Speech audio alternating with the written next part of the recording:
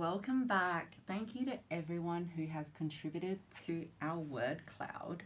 There have been quite a number of words that have popped up, and a very big one is necessary, highlighting how necessary equity work is, equity education is, equity research is to ensure that all students, all generations really get a quality education that is not just equal, where everybody's a one size fits all, but is truly equitable and supported and valued. We've also got inspiring, recognizing that the panelists that were here on the session one really provided some really crucial insights on their personal lives, their experiences, their motivations, their passions, as well as a really important research that they've done and the resources that they have created as a result of that.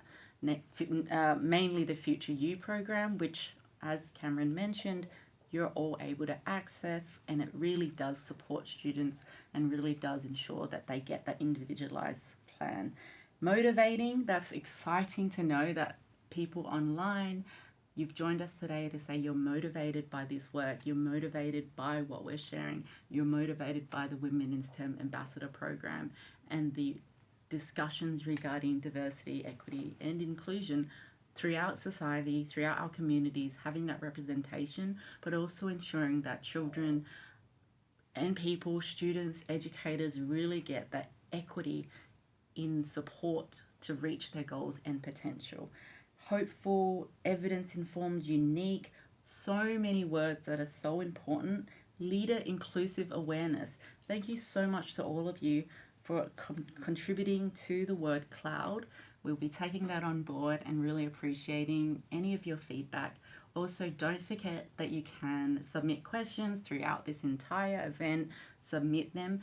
And I've made sure my IT is on point and is working, so I will not have a bit of an IT mix-up, and I'll be sure to ask your questions for the next panel.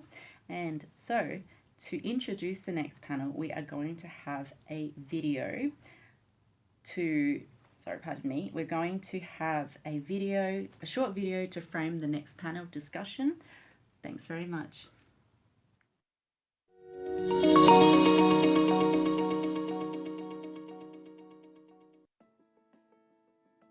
As Australia strives to build its STEM skilled workforce, we need to know what works to promote equity, diversity and inclusion, and what doesn't. Research holds the power to identify where action is needed and to inform well-designed policy. Worldwide, gender disparities in the outcomes of competitive grant programs typically exist. We conducted studies to understand more. In one study, we examined data from 20 years of Australian competitive research grant outcomes. We found that fewer awarded grants were led by women than men, but success rates for women did not differ significantly from men's. We also found that funding amounts didn't differ by gender. Based on this, we concluded it's unlikely the main source of gender disparities in grant outcomes is how the research is assessed. Rather, it seems unequal workforce participation may be the key factor. Fewer women researchers mean fewer women applicants, which in turn means fewer women receiving grants. This is a crucial insight to inform where action needs to happen. In another study, we examined the effects of anonymizing applications for the use of specialized scientific equipment. We found that the introduction of anonymization led to improved success rates for early career researchers, while generally maintaining the pre-existing gender equity landscape before anonymization. These findings are important for retaining and advancing researchers facing barriers in STEM research. One key recommendation from this research is the need to improve policies, systems and culture within research workplaces to ensure that everyone can progress in their careers. Our research findings point to where action is needed and inform the development of policies to remove barriers to women's entry and, more critically, retention, and progression in the research workforce. In 2022, women made up only 15% of Australia's STEM workforce, and women's average full-time earnings were 15% less than men's. And the problem goes beyond gender. Only 10% of people with disability hold managerial positions, and nearly half experience unfair treatment by their employer. There are clearly barriers to inclusion at each stage of the STEM career pipeline. Good ideas to address these barriers abound, but what is and what isn't effective in supporting diversity, equity, and inclusion in the STEM workforce? By systematically reviewing the academic literature, we gained a data-driven understanding of which gender equity initiatives work and don't work when it comes to progressing and retaining women in the STEM workforce. Our research found that organizations need to prioritize policies for workplace gender equity and inclusion. These policies can then be supplemented with programs that target systemic change. By complementing policy changes with well-designed programs, organizations can tackle underlying inequities and accelerate progress for underrepresented groups. The focus needs to be on changing structures, not individuals. This will ensure that workplace equity and inclusion is by default. However, none of these changes can happen in isolation. Organizations need to design and implement workplace gender equity initiatives collaboratively and intentionally. This involves ongoing reflection, assessment, and evaluation to continually understand and improve the outcomes of initiatives. As part of this research, it was important to consider the inequity for people with multiple underrepresented identities, such as women and non-binary people with disability. Our analysis of over 100 evidence reviews indicates that work-related outcomes of people with disability can be improved with disability-inclusive supportive cultures, enabling environments, accessible and tailorable accommodations, and collaboratively designed initiatives. Through policies, action plans, and frameworks, workplaces can be disability inclusive by default. We need governments, organisations, and employers to collaboratively design policies and action plans that publicly demonstrate support for workplace disability inclusion. To have people with disability in decision-making and policy influencing roles, to ensure workplaces are accessible by default, and to fund high-quality, regular evaluations of initiatives. And these based actions will support us achieve the range of known benefits of workplace inclusion of people with disability, benefits to individuals, communities, organisations, and the economy. It's imperative that governments and organisations take evidence-based actions immediately to make it default that workplaces are equitable for people with disability. Data in hand, we can help shape policy so that it's evidence-based and most effectively designed to address current gaps. The STEM workforce will benefit when researchers and policymakers work together to design solutions for equity, diversity, and inclusion.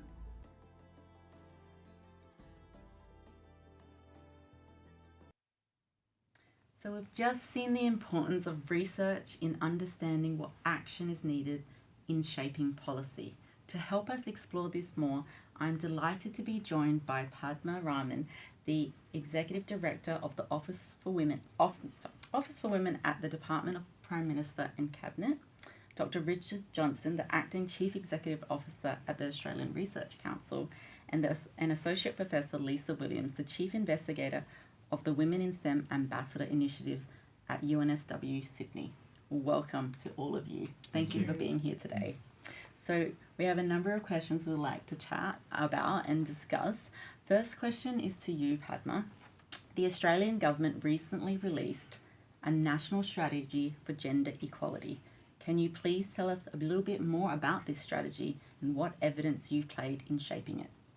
Thank you. Yes, on the 7th of March, on the eve of International Women's Day, Minister for Women, Katie Gallagher, released our first ever National Gender Equality Strategy. It's called Working for Women.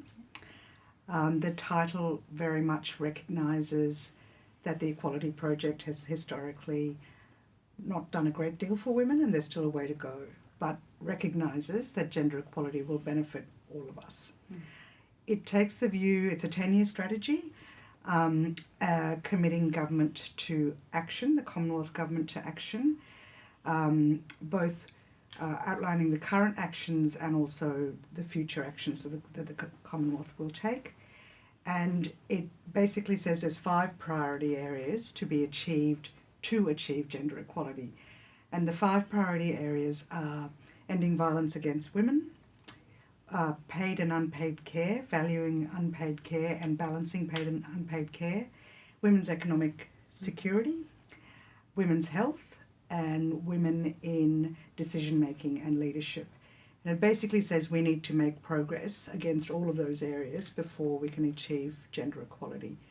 And it also recognises that it's not just government's role, that we all have a part to play, but very much focuses on the actions or the levers that governments have to be able to progress towards gender equality.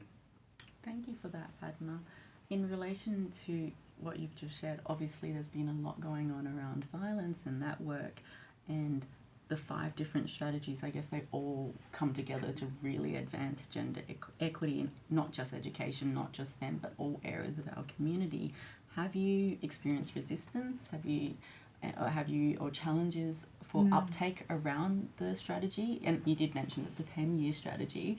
How have you found it so far? So far, it's been very positively received. We were expecting some resistance, but I think so far it builds on a whole range of plans that the government already has in place. So the government has a plan to end violence against women and children. It has a national women's health strategy. It also looks to the strategy around children and around disability. So it takes a very intersectional approach, and hopefully everyone can see themselves in it.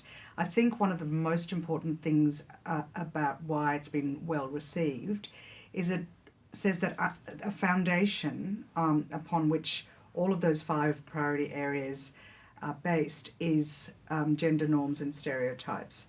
And it basically finds that those norms and stereotypes confine not just women but also men. And those norms and stereotypes have to be broken over time for both men and women and people of all genders to reach their potential. Thank you so much, Padma.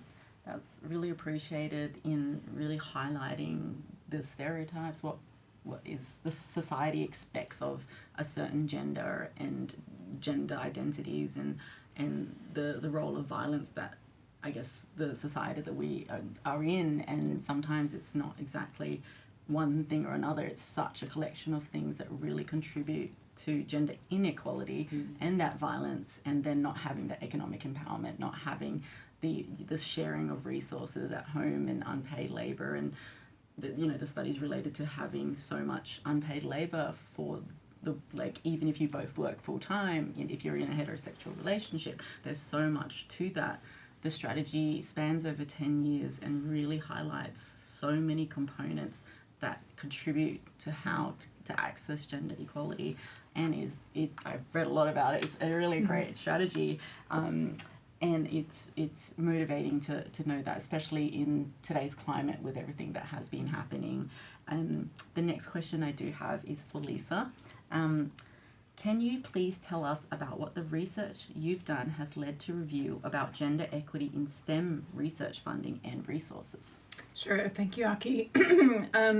We've been in the Women in STEM Ambassador team undertaking several projects to look at the evidence base about where gender inequities arise and where we might be making progress. So one thing that we've seen in our research is that like in many other areas of society and in other research disciplines, in STEM we see decreasing representation of women at the kind of highest echelons, the most career senior levels of research.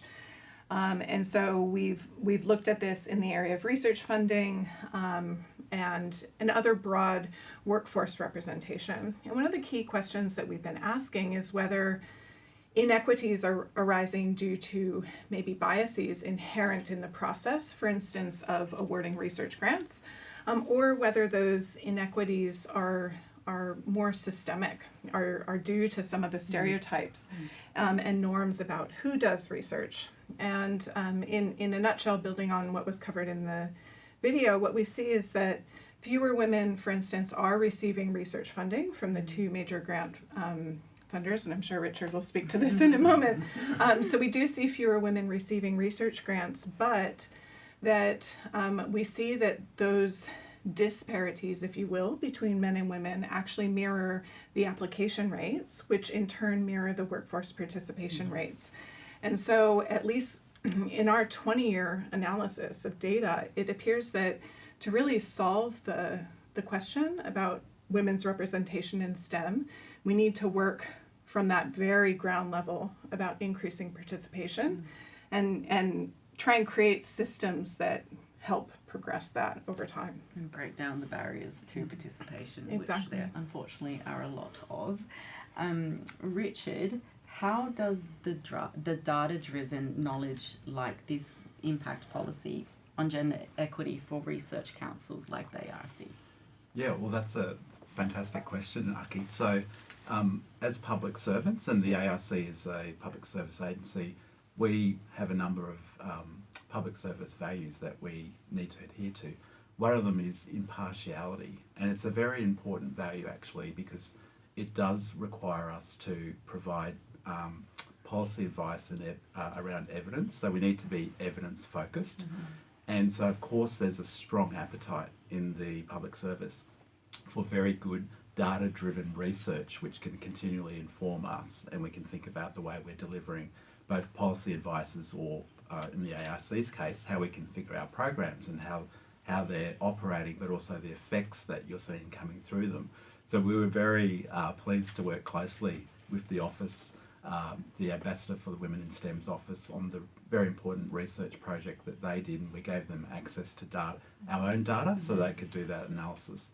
And it was a striking set of conclusions that they came to, because what we could see was, on balance, women's performance through the competitive grants process was actually slightly ahead of males. But as Lisa said, the issue is the number of women who are sort of putting forward applications. So I think there's a lot of work that we need to continue to do just in the operation of the ARC competitive grants programs. We can't be complacent. We need to look at particular schemes and see if there's effects going on there which aren't realising equity outcomes. But there is also a sort of set of sort of challenges which sit in the sort of pipeline of researchers coming forward and bringing forward the applications to compete through our programs. Thank you, Richard. Would you mind sharing potentially some of them that you have thought have been incredible and really have contributed or working towards contributing to equity? Yeah, so scientists, funnily enough, also have children. Wow, big surprise. Yeah, there's a big announcement. But then when you look at that, what's the balance and the burden of responsibilities in terms of child rearing responsibilities? And it is a fact that the burden does fall on females more than males.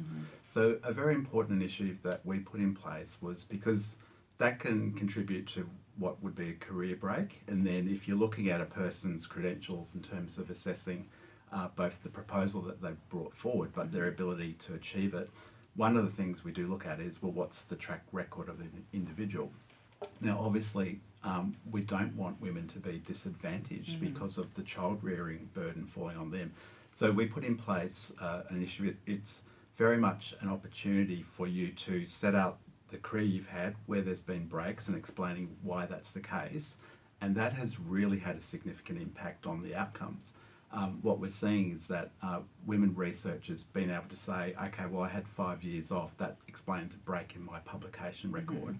That's now taken into account, and we've attacked a real disadvantage that was happening there, and it's definitely leading to positive outcomes. Amazing. I think there's so much where when parents have children and they take that break and it's like, oh, you haven't done anything for 5 years. No, you've made and raised a human Exactly. and managed your life and did everything. And those are skills and soft skills that can contribute to a workplace or a grant or research. But but it isn't valued like that in our society, in our community, which once again contributes to inequalities around access to being able to do work and get that support and not be almost ashamed of the fact that you took a break. I don't have children, but I don't presume it's an easy task, and I don't presume that parents aren't exhausted having to really keep that up, and the burden for women to really feel that they have to explain themselves, that I'm still a competent professional with skills and expertise. I just needed to do this for my family because of X, Y, and Z. So it's really great to have you sharing that and going, actually, we've really looked into it, we've recognized that, and we're trying to help people not feel that as a disadvantage, but rather potentially an advantage to who they are as a person, as a professional, and what they can also contribute. So thank you for that. I just wanted to hop in yeah. and say one Absolutely. amazing thing about initiatives like those evaluations against opportunity is that, of course, people of all genders can take advantage of those. And as a society, as we're looking to shift the balance of caring responsibilities or any career break, really, having these mechanisms that take into account contextual features actually stands to benefit the entire population of researchers. We've done analysis here at UNSW, and it does tend to be women who take up the opportunity to write statements around their career context, but it's certainly not only women.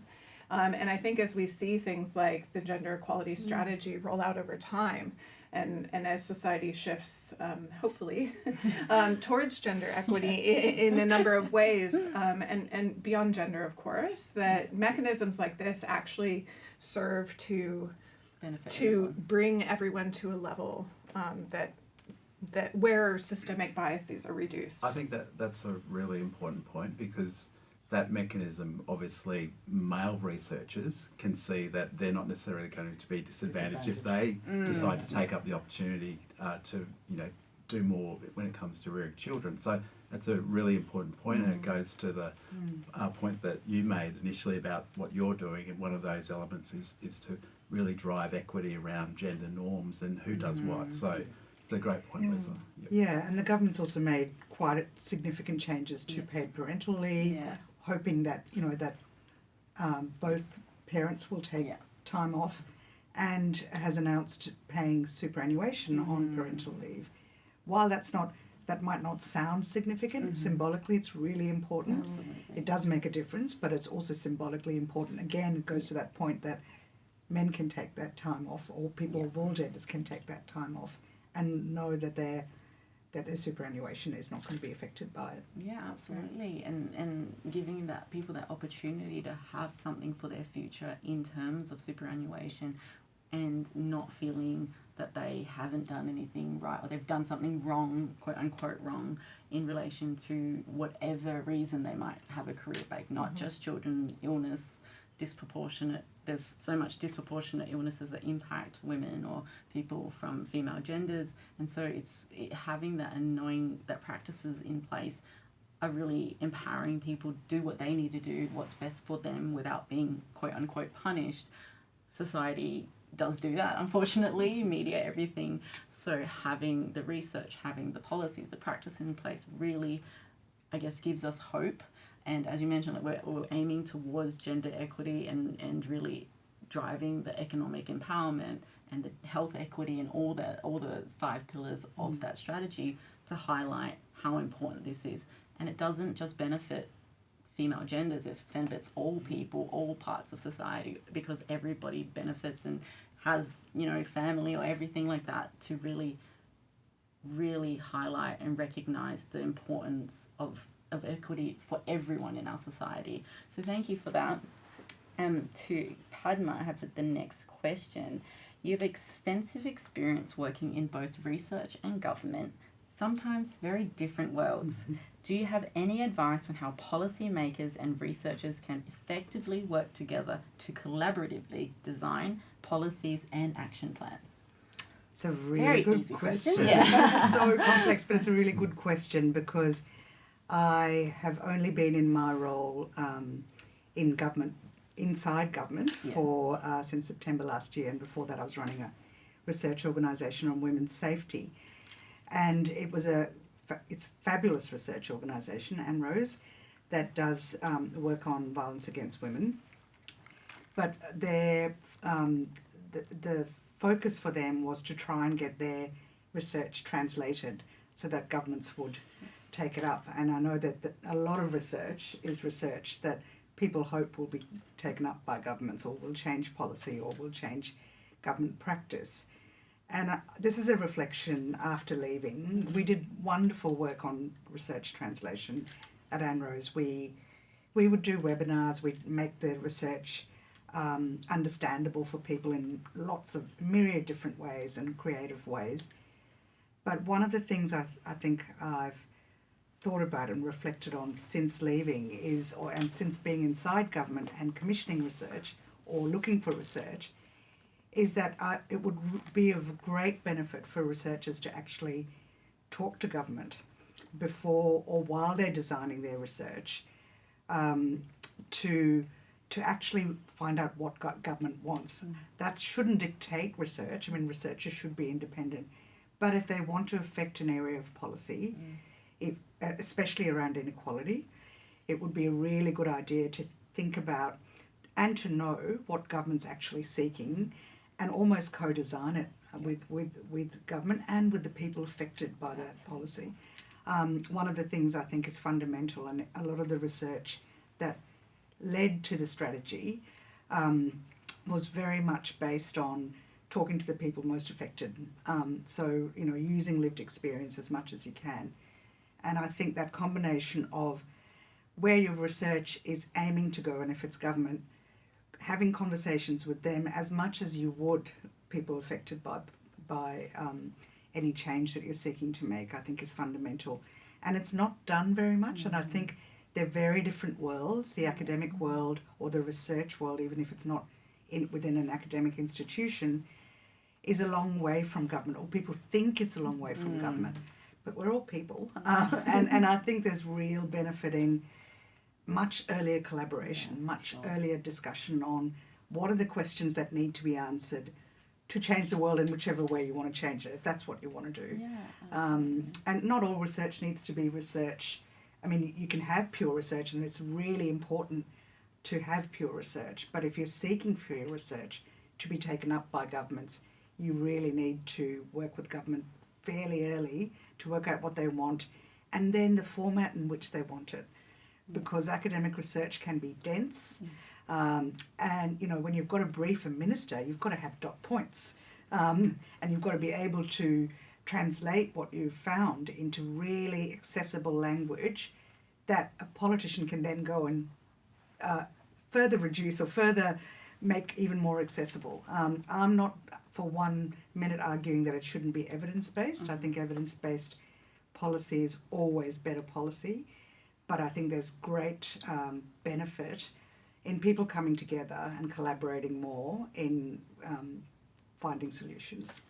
Absolutely. Thank you so much, Padma.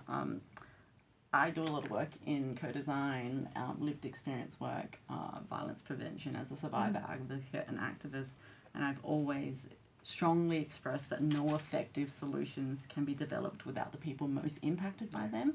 And then having that work and really highlighting that the researchers, obviously evidence-based is important, the data is important, but translating that to something that is usable for policymakers without potentially a lot of very big words, essentially, so that it can really be applied into real life, and it can really be applied where if someone in a situation wants to learn about the policies that are being changed, can actually read it and understand it and go, wow, I mean, this is the help I can access. These are the support services that are available. This is what the government has done and implemented now, where I can potentially leave a situation where I feel that I cannot because I don't have the resources or support.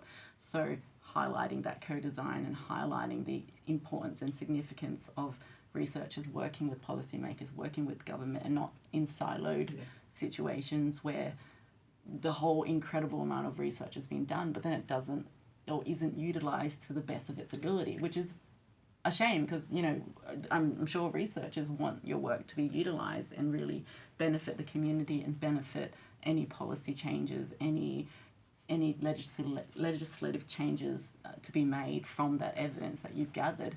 So I really appreciate you highlighting how important that co-design process is, how important that working with policymakers are, and how you can really make a big difference by working with those impacted by this. So thank you for that. On to yourself, Richard. From your perspective at the Australian Research Council, what trends have you observed regarding diversity and inclusion in the research sector, especially concerning leadership roles and initiatives to address gender equity? Yes, well, I mean, you're asking another big question there, yeah. which is, it's very good to ask. Thanks, Yeah. Aki, for that. Look, there's been significant sea change in the research landscape in Australia. Australia is a top-flight research nation. We're very good at it. We invest significant public resources into our researchers and our research. And that's everything from basic research all the way through to applied research. And actually, we have a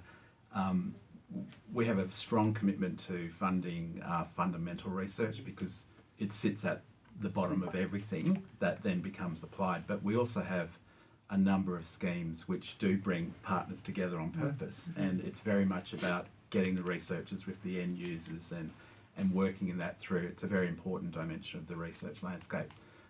In terms of inclusion and equity, I gave you some examples about what we've done particularly for women in research, but I think we need to recognise that as a research nation, we are part of a global market, and many of our top flight researchers, academics, do come.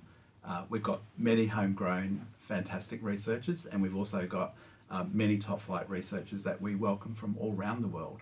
So it's incredibly important for the research environment to be open in that sense. An open institution is what you're looking to drive, and research should be an open institution in terms of participation.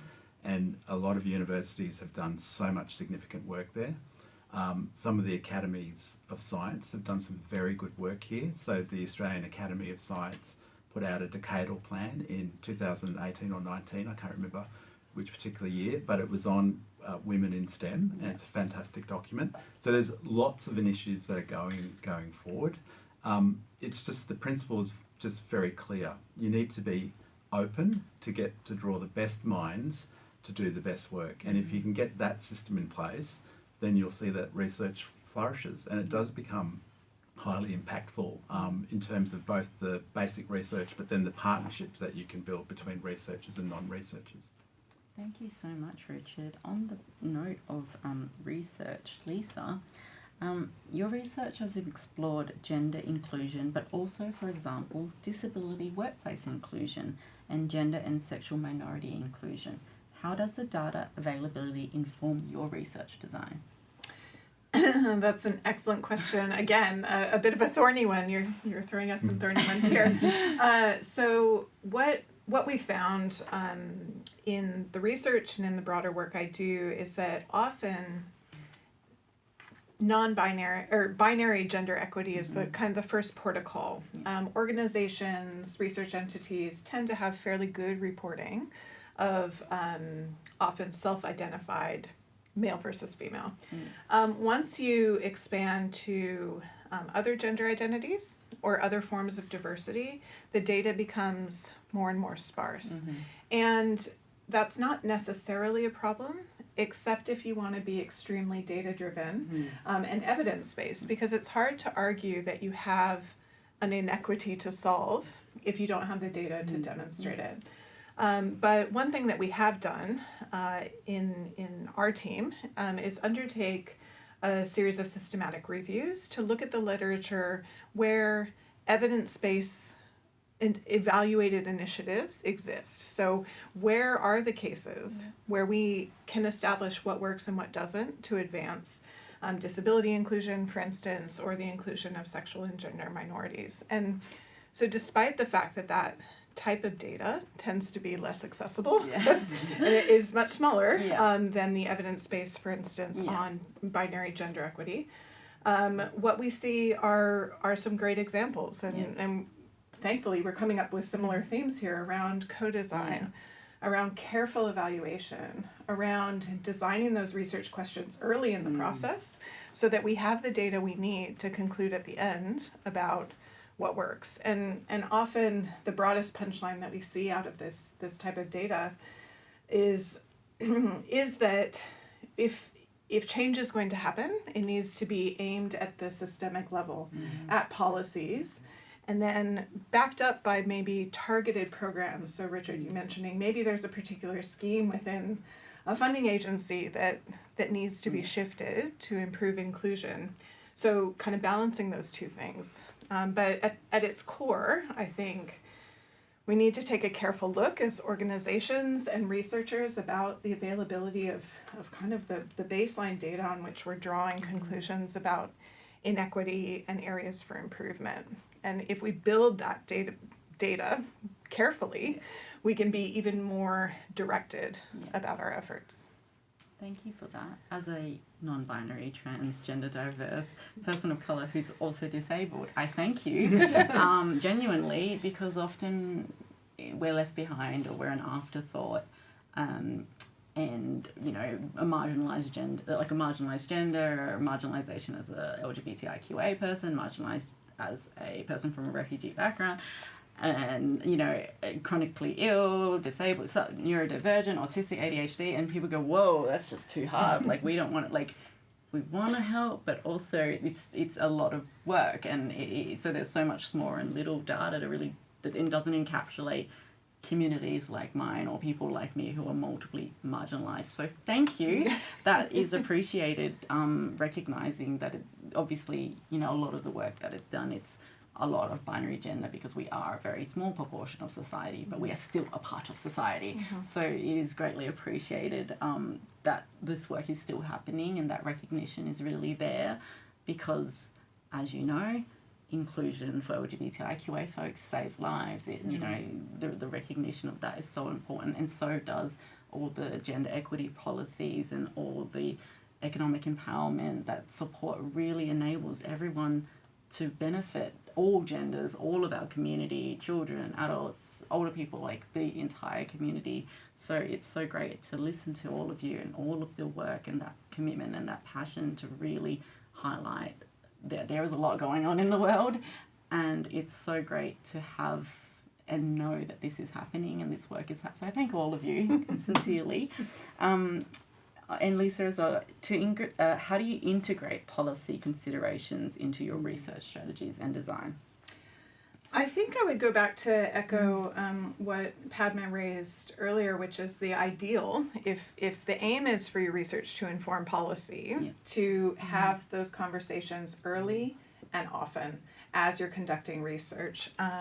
And so, you know, we undertook the work looking at data from the ARC and NHMRC to establish patterns of inequity or equity, right? We're of course open to whatever we found, and so we had early conversations with the major funders to get them on board with sharing data. Of course, we're very thankful for that, but also to kind of seek out common questions, to design the base of that research from the beginning.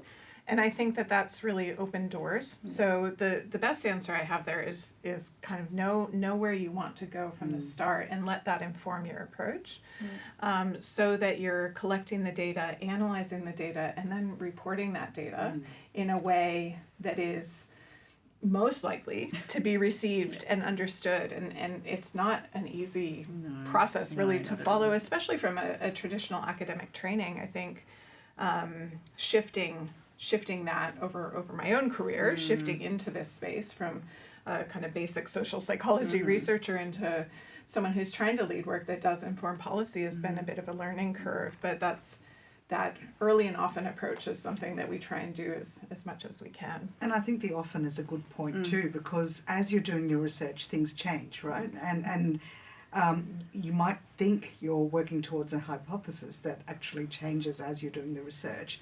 And again, that idea of collaboration and no surprises. So you're actually keeping whoever you're trying to impact with the research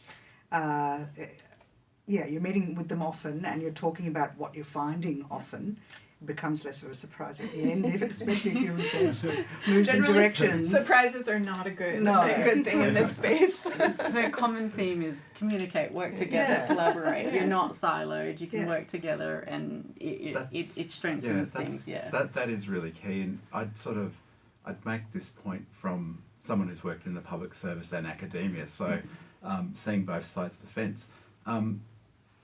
Public servants are also very curious, and they're working in deep fields, and they do want to do the hard work of conceptualization, but also understanding the empirical domain that they're working in. There are some really easy techniques to reach out to academics. So I think we can talk about our own example where you and your team did some fantastic work on the use of anonymized application processes, just so everyone knows what that is. When you put a grant proposal in to get funded for research, you just put in the idea. You don't put in any information about who you are or where you're from. And there was some very deep, dare I say, pointy-headed sort of study that had been done around that. But we just simply asked Lisa to brief us as a leadership team to take us through what the key findings were and what she thought was important about it, and that was a very easy communication between the policy world and the academic world. I think there's more we can all do in that space as well. Sure. I mean, the most intriguing thing out of that study was actually, so this was a trial led by Isabel Kingsley, who's in the next session, but we brought on board 4 organizations to trial anonymization, right? Evaluation of a research project, trying to reduce the impact of identity factors, which we know from social psychology and a number of other fields can lead to bias.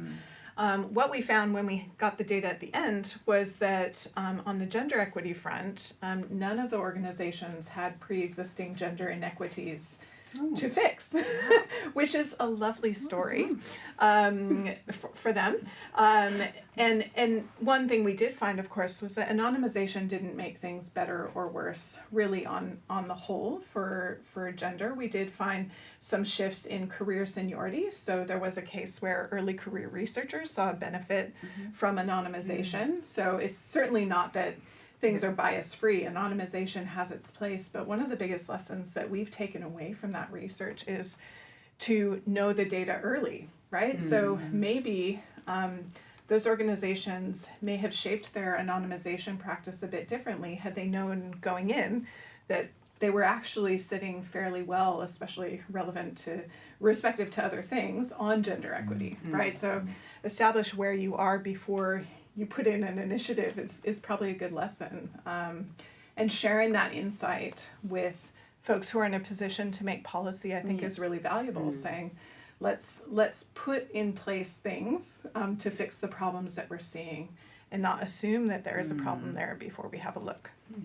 Well, thank you. Lots of synergies that right here in this room, and so much that can be done. We are almost finishing up with this session, but we do have a number of questions from the audience, which I do have this time. So the first question is, which is to all of you, what do you see as some of the biggest gaps in gender equity research? I'll go with Padma. Biggest gaps. Look, my area of expertise is really around, probably around law and around violence against women. And when you think about violence against women, there's still massive gaps, especially in understanding experiences. I think we've admired the problem for a long time, so we know what the problem is.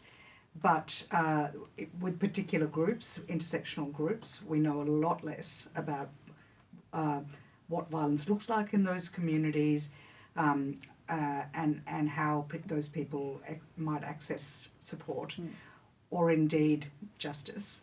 I think there are gaps around our understandings of, if you're thinking about violence, there's gaps around our understandings of perpetrators and why, and their pathways into perpetration. We've spent a lot of time thinking about victim survivors, which is really important, but there are gaps around our knowledge of perpetration and pathways into it. I think more broadly, I mean, we've done very well in terms of things like the gender pay gap in Australia. We have an organisation that not only measures the gender pay gap, the Workplace Gender Equality Agency, but now can name organisations with over 100 employees and their gender pay gap, and I think that's that transparency is fabulous. It's like what's the word for it? It's like throwing sunshines at disinfectant. So I think in terms of economics equality, we know quite a lot, but there are still gaps around things like violence, things like understanding paid and unpaid care. In that area, we know that women do 9 hours more per week than men do of unpaid care. But I think that our biggest gaps in Australia are around intersectional experiences. How we measure ethnicity, we still don't know how to do that. We have many different ways of trying to do it, but we still struggle with that. And experiences of our First Nations communities. And when, as you so beautifully put it, Aki, when you've got all of those identities in one person, I don't think we've been sophisticated enough in understanding the multiple dimensions of intersectionality. So there's lots of work still to do. Lots of gaps, but we're getting there. Yeah, we are. Absolutely. Even types of violence and what violence is, it's not always just physical. And there's obviously been a lot of chat about coercive control and financial abuse. And then, like, within those situations of violence, if, you know, a person is disabled and the other person isn't, is that their power dynamic, and there's so many diversities within the experience of experiencing violence. But then we have like the program of men's behavior change programs, and that has like a massive waiting list, and it's like working to, I guess they call them users of violence rather than perpetrators, but they are the same in the sense.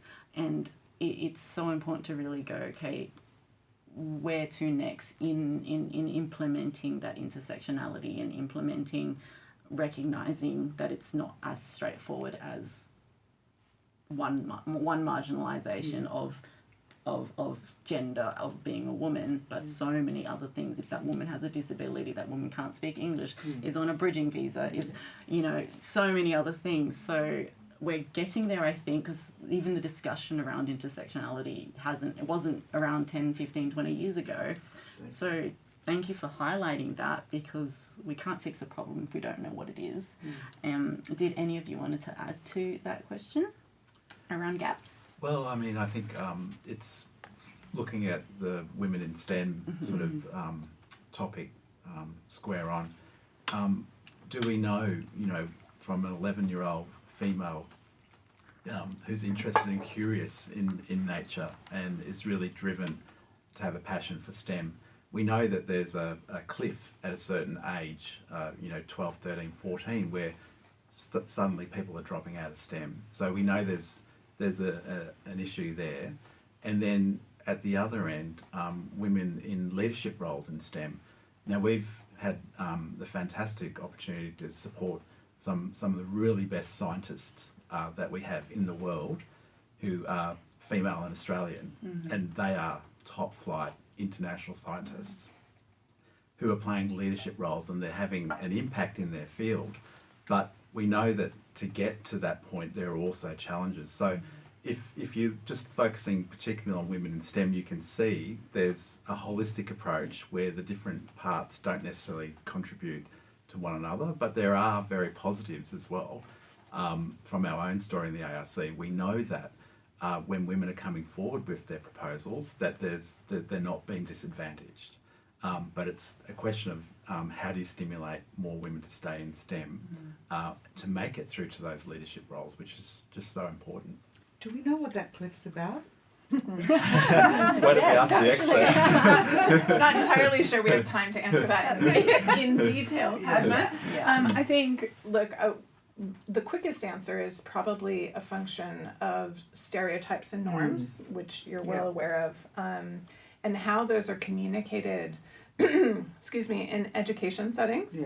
in community settings, in families. And so as you see the decline in interest in STEM, confidence in STEM, skills around those early ages in primary school into high school, that's really this kind of storm of discouragement, and the Future You program that we've designed is one part of the answer to that, looking at very earlier ages, but there are fantastic other resources and efforts trying to fix that early end. And of course we have schemes at kind of the more career senior levels, encouraging fellowships to women, and so on. So I think that the answer really to the where does research need to go, we know a lot about, in my view, the bits and pieces of that career pipeline, and really it's about developing policies that span that as governments and other kind of potential change agents that can holistically see increased equity across the system rather than kind of delving in and trying to fix just one bit of it. I think the next stage that we need to do is much more comprehensive. Yeah, and one of the things that our strategy does is look at the life course of a woman, well, women and men, and think about all the different points at which you might experience barriers to that journey to gender equality all along a life course. And I think something about thinking about the life course or the pipeline in its whole is we've been talking about the same things, haven't we? Yeah. Much more holistic sense of of how people experience the world. Yeah, absolutely. I mean, you kind of mentioned it, but the next question is for all of you. Looking ahead, what policy changes or innovations do you believe are necessary to further advance diversity, equity, and inclusion in the STEM workforce as well as academia? Another small question. Oh my for goodness. You. I mean, it's for all of you. 2 minutes to go, my goodness. Yeah, it's just like put it in a little bow. So the next big innovation.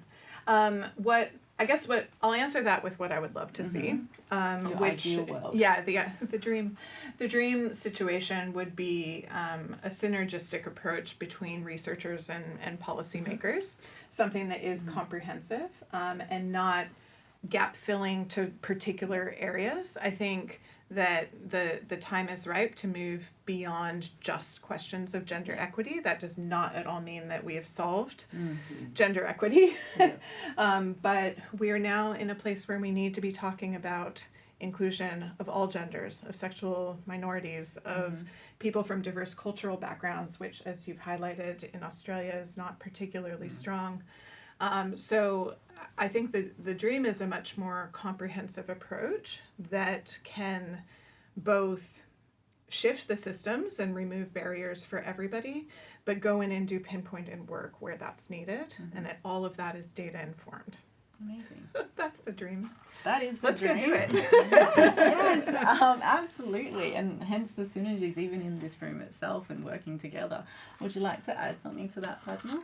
That's such a beautiful dream. I'm not sure I Let's could add to it. Yeah, I mean, that's the ideal world, isn't it? Where we actually come together, recognising ourselves in all of our diversity and having systems and processes and structures that can respond to that diversity. And you meet people where they're at. And I thought that answer to the STEM question was fascinating, that, you know, if we could do something right along the pipeline, recognising diversity might be a way of actually getting to that dream. Yeah, sure.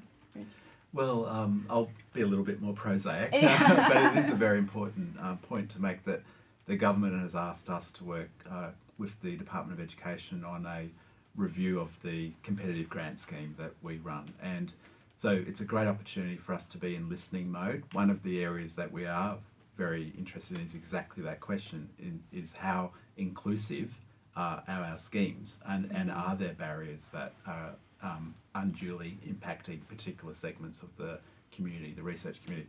So we're currently in listening mode. There's a public consultation going on. I think it finishes next week on the 13th, but we've gone out and asked people to tell us, and I think that's a very important point for the next 20 years, the future of our schemes going forward, to put us in a fantastic place.